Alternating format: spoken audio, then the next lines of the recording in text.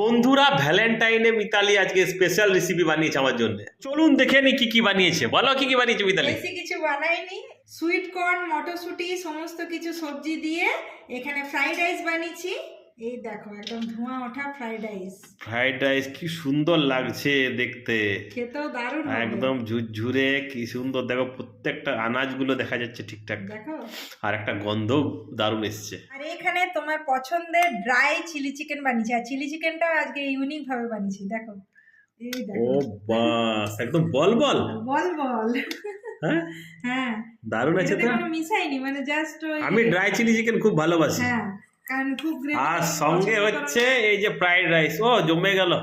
Just বল বল। দারুণ হয়েছে, দারুণ। ভ্যালেন্টাইন স্পেশাল রেসিপি, দারুণ বানিয়েছো। ভালো হয়েছে। তাইলে যে বলছে কিছু আমি বেশি বানাইনি।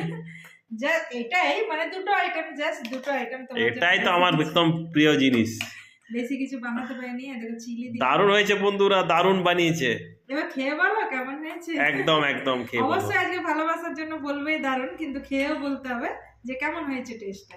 তুমি বলো কেমন লাগছে আজকে টেস্টটা। তো দেখি মিতালি আজ কেমন বানিয়েছে। আজকে এটা স্পেশাল হচ্ছে ভ্যালেন্টাইন। সত্যি ভালো হয়েছে। ভালো হয়েছে, দারুণ হয়েছে। আর এটা আমি আমার পছন্দ করো। রেসিপিটা খুব ফেভারিট রেসিপি। হ্যাঁ ওই জন্য আজকে বানালাম। এই সব জোগাড়ও এনে দিয়েছিল, ওই জন্য আমি বললাম কি বানাবো, তখন এটা স্পেশাল বানালাম। আর দেখো চিকেনটাও নরম আছে।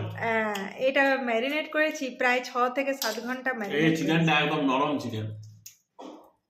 দেখো তোমার মনের মতো হয়েছে তো। দারুণ, খুব সুন্দর হয়েছে।